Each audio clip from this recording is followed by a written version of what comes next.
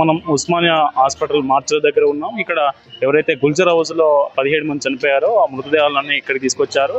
ఇక్కడ బాధితులను పరామర్శించడానికి, బాధిత కుటుంబ సభ్యులతో మాట్లాడడానికి మంత్రులు డిప్యూటీ సీఎం బట్టి విక్రమార్క, మంత్రి ఉత్తమ్ కుమార్ రెడ్డితో పాటు హెల్త్ మినిస్టర్ కూడా దామోదర రాజనరసింహ ఇక్కడికి వచ్చారు.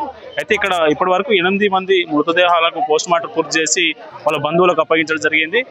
ఒక్కొక్క మృతదేహాన్ని వ్యాన్లలో, అంబులెన్స్లలో వాళ్ళ బంధువులకు, ఎవరైతే కుటుంబ సభ్యులకు అప్పగించడం జరిగింది. మొత్తానికి ఈ ఇన్సిడెంట్ రాష్ట్రంలో సంచలనం సృష్టించిందని చెప్పవచ్చు. దీనికి బాధిత కుటుంబ సభ్యులు కొందరు మాట్లాడుతూ కనీసం సహాయక చర్యలు వేగంగా జరగలేదని, అంబులెన్స్లో తీసుకెళ్లే క్రమంలో అంబులెన్స్లో కనీసం ఆక్సిజన్ కూడా లేదని, దీనివల్ల నష్టం ఎక్కువ జరిగినట్లుగా బాధిత కుటుంబ సభ్యులు కొందరు ఆరోపిస్తున్నారు. ఓల్డ్ సిటీ గుల్జర్ హౌస్లో జరిగినటువంటి అగ్ని ప్రమాదంలో దాదాపు 16 మంది చనిపోయారు.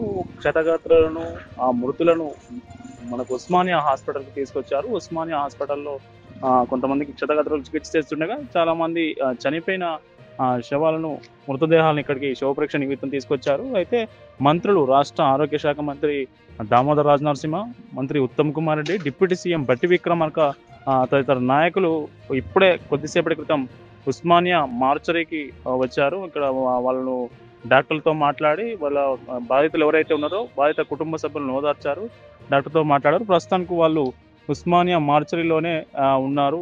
మంత్రులు ఉత్తమ్ కుమార్ రెడ్డి, డిప్యూటీ సీఎం బట్టి విక్రమార్క, అలాగే ఆరోగ్య శాఖ మంత్రి దామోదర రాజనరసింహ ప్రస్తుతం ఉస్మానియా మార్చరీలో ఉన్నారు. అయితే ఇక్కడికి ఉస్మానియా మార్చరీకి వచ్చిన కొంతమంది బాధిత కుటుంబ సభ్యులు ఏమంటున్నారంటే సహాయక చర్యలు వేగవంతం చేయడంలో వీళ్ళు ప్రభుత్వం విఫలమైందని, అగ్నిమాపక వాహనాలు కూడా చాలా లేటుగా వచ్చాయని, సహాయక చర్యలు సరిగా నిర్వహించలేదని వాళ్ళు ఆరోపిస్తున్నారు. దాంతోపాటు ఎప్పుడైతే క్షతగాత్రులను హాస్పిటల్కి తరలించేందుకు వచ్చినటువంటి ఏ అంబులెన్స్లో కూడా కనీసం ఆక్సిజన్ సదుపాయం కూడా లేదని వాళ్ళు ఆరోపిస్తున్నారు. ప్రభుత్వ తీరుపై మండిపడుతున్నారు.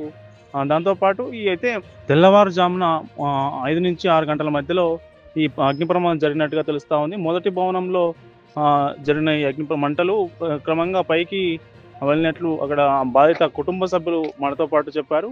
అయితే ఈ అగ్ని ప్రమాదంలో పొగ ఎక్కువ రావడంతో వాళ్ళు ఊపిరి పీల్చుకోలేని, అంతా నిద్రపోతున్న సమయంలో ఈ ఘటన జరగడంతో ఊపిరి పీల్చుకోలేని స్థితిలో చాలామంది చనిపోయినట్లు బాధిత కుటుంబ సభ్యులు ఆరోపిస్తున్నారు. దీంతోపాటు అయితే వాళ్ళకు ఖచ్చితంగా సకాలంలో కనుక సహాయక చర్యలు కొనసాగి ఉంటే చాలామంది పరిస్థితి, కొంతమంది బతికేవారని వాళ్ళు బాధిత కుటుంబ సభ్యులు చెప్పడం జరిగింది.